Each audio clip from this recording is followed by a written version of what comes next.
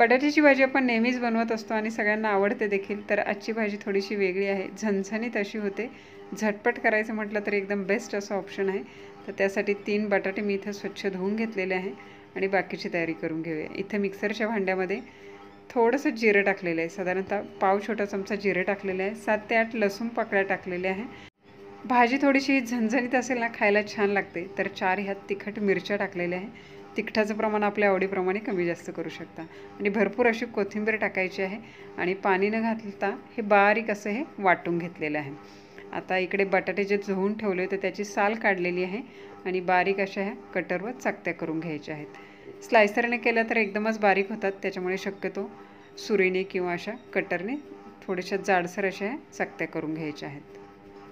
वाटण केलेला मिरचीचा जो ठेचा आहे तो काढून घेतलेला आहे आणि कढईमध्ये इथे 2 चमचे तेल गरम केलेलं आहे. त्यामध्ये फोडणीमध्ये टाकूया सगळ्यात आधी ताजा कढीपत्ता स्वच्छ धुवून घेतला होता. त्यानंतर पाव छोटा चमचा मोहरी टाकलेली आहे. जिरं वाटलेलं आहे आपण, त्याच्यामुळे एकदम थोडंसं इथे टाकलेलं आहे. आणि त्यानंतर टाकूया जे वाटण करून घेतलेलं आहे ना ते. गॅस इथे एकदम बारीक ठेवायचा आहे, म्हणजे लो फ्लेमवर चांगलं असं हे व्यवस्थित परतलं जाईल आणि जळणार नाही. तर इथे परतून घेतल्याच्या नंतर याच्यामध्ये पाव छोटा चमचा हळद पावडर टाकलेली आहे, चवीपुरतं हिंग टाकलेलं आहे आणि यातच चवीपुरतं मीठ टाकलेलं आहे. चांगलं असं हे परतून झालं की याच्यावर जे बटाट्याचे काप करून ठेवले ते त्याच्यावर घालून घ्यायचे आहेत. मिक्स करायचं आहे आणि ही भाजी आपल्याला वाफेवरच शिजवायची आहे. ते एकदम मस्त अशी चवीला होते. हिरव्या मिरचीमुळे एकदम छान अशी चव होते. थोडीशी तिखट असेल ना तर खायला छान लागते. नेहमीच आपण लाल तिखट वगैरे घालून करत असतो, पण असे ही ठेचा घालून केलेली भाजी जी आहे ना चवीला छान होते आणि त्याचबरोबर बनवायला सोपी आहे. टिफिनवर द्यायचं म्हटलं तरी झटपट अशी बनवायला आहे. तर सगळीकडे हा ठेचा लागणं महत्त्वाचं आहे. 1 ते 2 मिनिट असं परतून घेतल्याच्या नंतर याच्यामध्ये 1 चमचा जाडसर असा शेंगदाण्याचा कूट घातलेला आहे. जाडसर शेंगदाणे घातले म्हणजे काय होतं, खाताना ते छान लागतात. जर नसेल तर आपला शेंगदाण्याचा कूट जो आहे त्यातले थोडेसे असे जाडसर कूट जो आहे ना तो टाकायचा आहे. झाकण ठेवून 3 ते 4 मिनिट हे वाफेवर शिजवलेलं आहे.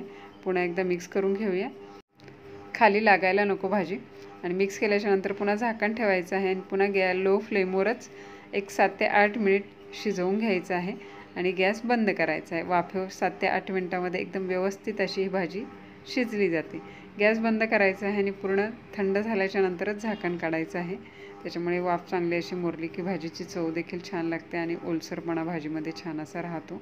तर इथे पाहू शकताय एकदम मस्त अशी आपली ही भाजी खाण्यासाठी तयार झालेली. तर हिरव्या मिरचीच्या ठेच्यातली ही भाजी ना एकदा नक्की करून पहा.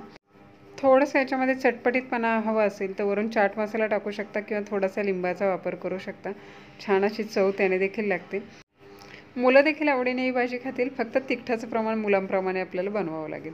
त्याचबरोबर घाईच्या वेळी बनवायचं म्हटलं टिफिनवर देण्यासाठी किंवा भाजीला काही सुचत नसेल किंवा जे नव्याने भाजी बनवायला शिकत आहेत त्यांच्यासाठी एकदम बेस्ट असा ऑप्शन आहे. घरी करून पहा, सर्वांना नक्कीच आवडेल. आणि रेसिपी जर आवडली असेल तर रेसिपीला लाईक, कमेंट, शेअर करा. त्याचबरोबर चॅनलवर नवीन असाल तर चॅनलला सबस्क्राईब करा. बाजूला असलेलं बेल आयकॉनचं बटन प्रेस करा, त्यामुळे येणाऱ्या सगळ्या नवीन रेसिपीचं नोटिफिकेशन सगळ्यात आधी तुम्हाला मिळेल. तर पुन्हा भेटूया अशाच एका नवीन रेसिपीसह. तोपर्यंत टेक केअर, बाय बाय.